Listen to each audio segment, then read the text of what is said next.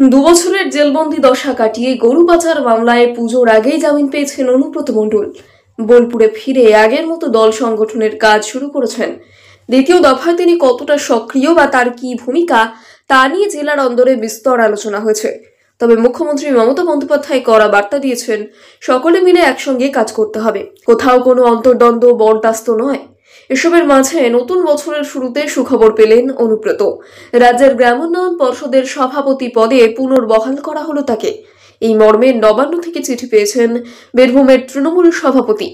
আগেও তিনি এই পদেই ছিলেন। জেলবন্দি থাকায় ওই পদ ফাঁকাই রাখা হয়েছিল গত 2 বছর। জামিন পেয়ে জেলায় ফেরায় ফের অনুব্রতকে সরকারি পদে আনা হলো।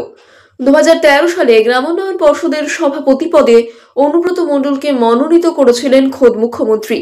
সেই থেকে তিনি চেয়ারম্যান, যার দৌলতে তিনি নীলবাতির গাড়ি, জেড ক্যাটাগরির নিরাপত্তা, সরকারি অনুষ্ঠানে উপস্থিত থাকার সুযোগ পেতেন। সেই মতো নানা সরকারি অনুষ্ঠান দেখা গিয়েছে অনুব্রতকে। গ্রামাঞ্চলে বিভিন্ন উন্নয়নমূলক কাজ এবং বিভিন্ন প্রকল্পই পর্ষদের আওতায় হয়ে থাকে। সেই অর্থে বেশ গুরুত্বপূর্ণ গ্রামোন্নয়ন বিভাগের এই পদ। 2019 সাল পর্যন্ত টানা SRD এর চেয়ারম্যান ছিলেন অনুব্রত মণ্ডল। এরপর করোনাকাল এবং নির্বাচনের কারণে এই পদে নতুন করে কাউকে আনা হয়নি। তারপর গরু পাচার মামলায় সিবিআই এর হাতে গ্রেপ্তার হয়ে দিল্লির তিহাড় জেলে বন্দী ছিলেন কেষ্টা। নতুন বছরেই তাকে ওই পদে ফিরিয়ে আনা হলো। গ্রামোন্নয়ন পর্ষদের চেয়ারম্যান হিসেবে পুনরায় নিযুক্ত হলেন অনুব্রত। নবান্ন থেকে সেই চিঠিও হাতে পেয়েছেন তিনি। এ বিষয়ে রাজ্যের মন্ত্রী তথা বোলপুরের বিধায়ক চন্দ্রনাথ সিনহা জানান, আগেও তিনি গ্রামোন্নয়ন পর্ষদের চেয়ারম্যান ছিলেন, আবারও ফিরে পেলেন সেই পদ। এবার থেকে আর কোনো সরকারি অনুষ্ঠানে তার উপস্থিতিতে কোনো বাধা নেই। এতে মনে করা হচ্ছে আগের গুরুত্ব ফিরে পাচ্ছেন বীরভূমের দোর্দণ্ড প্রতাপ তৃণমূল নেতা।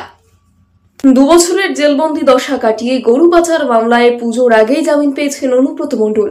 বোলপুরে ফিরে আগের মতো দল সংগঠনের কাজ শুরু করেছেন। দ্বিতীয় দফায় তিনি কতটা সক্রিয় বা তার কি ভূমিকা তা নিয়ে জেলার অন্দরে বিস্তর আলোচনা হয়েছে।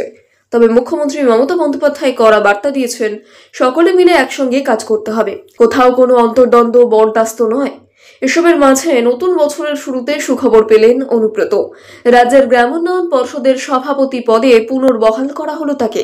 এই মর্মে নবান্ন থেকে চিঠি পেয়েছেন বীরভূমের তৃণমূল সভাপতি। আগেও তিনি এই পদেই ছিলেন। জেলবন্দি থাকায় ওই পদ ফাঁকাই রাখা হয়েছিল গত 2 বছর। জামিন পেয়ে জেলায় ফেরায় ফের অনুব্রতকে সরকারি পদে আনা হলো। 2013 সালে গ্রামোন্নয়ন পর্ষদের সভাপতি পদে অনুব্রত মণ্ডলকে মনোনীত করেছিলেন খোদ মুখ্যমন্ত্রী। সেই থেকে তিনি চেয়ারম্যান, যার দৌলতে তিনি নীলবাতির গাড়ি, জেড ক্যাটাগরির নিরাপত্তা, সরকারি অনুষ্ঠানে উপস্থিত থাকার সুযোগ পেতেন। সেই মতো নানা সরকারি অনুষ্ঠান দেখা গিয়েছে অনুব্রতকে। গ্রামাঞ্চলে বিভিন্ন উন্নয়নমূলক কাজ এবং বিভিন্ন প্রকল্পই পর্ষদের আওতায় হয়ে থাকে। সেই অর্থে বেশ গুরুত্বপূর্ণ গ্রামোন্নয়ন বিভাগের এই পদ। 2019 সাল পর্যন্ত টানা SRD এর চেয়ারম্যান ছিলেন অনুব্রত মণ্ডল। এরপর করোনাকাল এবং নির্বাচনের কারণে এই পদে নতুন করে কাউকে আনা হয়নি। তারপর গরু পাচার মামলায় সিবিআই এর হাতে গ্রেপ্তার হয়ে দিল্লির তিহাড় জেলে বন্দী ছিলেন কেষ্টা। নতুন বছরেই তাকে ওই পদে ফিরিয়ে আনা হলো।